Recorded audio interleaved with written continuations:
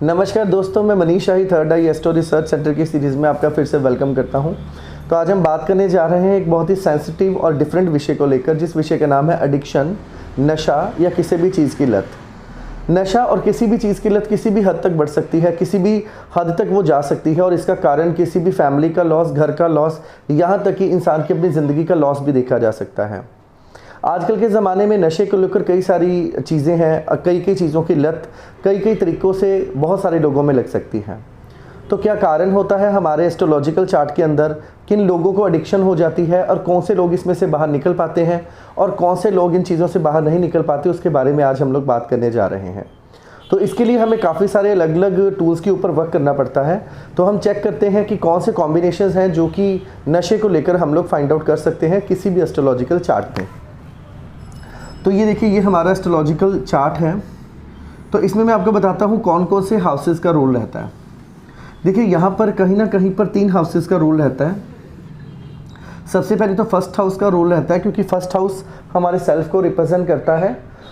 एक स्ट्रॉन्ग लग्न जातक को किसी भी चीज़ के इन्फ्लुएंस में आने से रोकता है। मतलब हमारा स्ट्रॉन्ग लग्न हमारी डिसीजन मेकिंग को स्ट्रॉन्ग करता है और कोई भी नशा करने वाला इंसान बहुत जल्दी किसी के भी प्रभाव में आ जाता है, किसी के भी इन्फ्लुएंस में आ जाता है।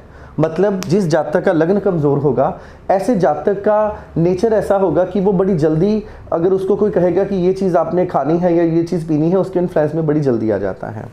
दूसरा घर हमारे खाने पीने का घर।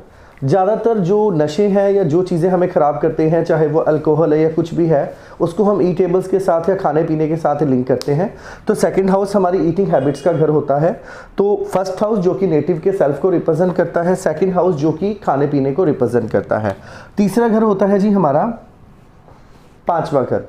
पांचवा घर हमारे ब्रेन का घर होता है, हमारी सोच का घर होता है और कहीं ना कहीं पर हमारी सोच का एक बहुत बड़ा रोल रहता है।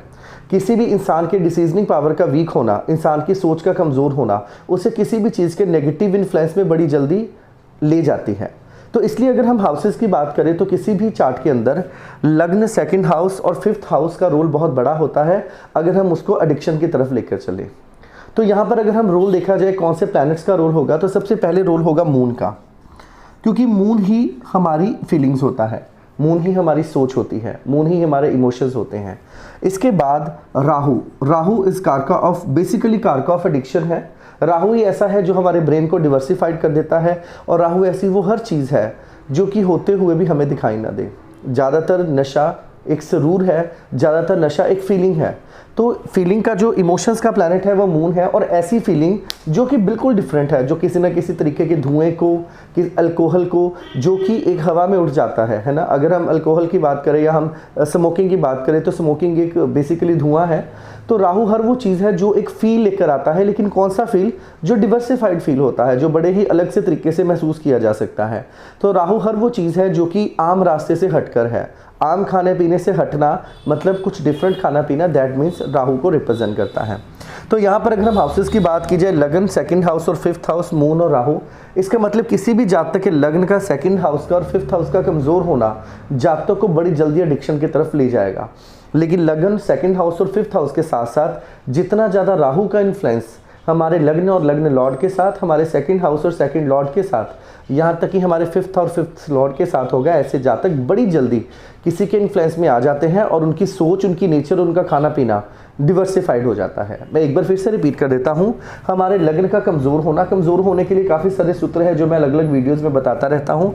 सेकंड हाउस का कमज़ोर होना या सेकंड हाउस के ऊपर राहु जैसे डिवर्सिफाइड प्लैनेट का इन्फ्लुएंस होना, और पांचवें घर का कमज़ोर होना, और पांचवें घर के ऊपर या उसके लॉर्ड के ऊपर भी राहु जैसे प्लैनेट का इन्फ्लुएंस होना जातक की सोच को डिवर्सिफाइड कर देता है। लेकिन कहीं ना कहीं एक साइंटिस्ट की, एक रिसर्च माइंडेड लोगों की भी सोच डिवर्सिफाइड होती है, लेकिन उनका जो प्लैनेट है मून, जो कि उनके मन को, उनके इमोशंस को, सेंटिमेंट्स को रिप्रेजेंट करता है, वो स्ट्रांग होता है। मतलब जब किसी जातक का पहला, दूसरे, पांचवें घर के ऊपर राहु जैसे टेक्निकल या डिवर्सिफाइड प्लैनेट का इन्फ्लुएंस होगा, तो डायरेक्टली हम उसको नशे के साथ लिंक नहीं कर सकते। हो सकता है वो जातक रिसर्च माइंडेड हो या बहुत बड़ी किसी रिसर्च में जा सकता हो, लेकिन जिसका मून डिस्टर्ब होगा, मून जो कि हमारे इमोशंस और माइंड को रिप्रेजेंट करता है, वो जातक बड़ी जल्दी किसी भी नेगेटिव इन्फ्लुएंस में चला जाता है। तो ज़्यादातर जो लोग नशा करते हैं वो चोरी चोरी नशा करते हैं, छिप छिप के नशा करते हैं, और कहीं ना कहीं मैक्सिमम आपने देखा होगा जो एक्सेसिवली नशा करते हैं वो जातक थोड़े बोल्ड होते हैं, उनके अंदर क्रिमिनल टेंडेंसीज होती हैं, तो कहीं ना कहीं सीक्रेटिव होना और क्रिमिनल टेंडेंसीज होना भी होरोस्कोप में देखा जाएगा। तो आप सबको जैसे पता होगा कि 8th house is the house of secret है। 8वें घर का और तीसरे घर का स्ट्रांग होना जातकों को बोल्ड बनाता है, और ऐसे जातक नशे की लत के पीछे लगकर कहीं ना कहीं किसी न किसी क्राइम में भी इन्वॉल्व हो सकते हैं। इसलिए जिन जातकों के प्रति अगर नशे के बारे में हमने चेक करना हो, एक स्ट्रॉन्ग लग्न 2nd हाउस और 5th हाउस, जिसमें नेटिव की नेचर, नेटिव की स्पीच और ईटिंग हैबिट्स और उसकी सोच कमज़ोर हो जाएगी, और कारका ऑफ इमोशंस मून वीक हो जाएगा, चाहे वो नीच का हो जाए, चाहे अमावस्या का जन्म हो जाए, किसी भी तरीके से वो कमज़ोर होगा या उसको ग्रहण लगा होगा। ऐसे जातक बड़ी जल्दी एडिक्शन में ले जाते हैं। ज़्यादा से ज़्यादा कोशिश करें ऐसे जातकों की, ऐसे बच्चों की, ऐसे लोगों के चंद्रमा को मैक्सिमम स्ट्रॉन्ग किया जाए। चंद्रमा जो कि हमारे मदर को रिप्रेजेंट करती हैं, और चांदी जो कि इसकी धातु है। अगर ऐसे मदर्स अपने बच्चे को अपने हाथों से चांदी दें, चावल दें कच्चे दूध से धोकर, तो ऐसे बच्चों का जो मून है वो स्ट्रांग हो जाएगा, क्योंकि हमारी जो माँ है उससे बड़ा हमारे पास चंद्रमा नहीं।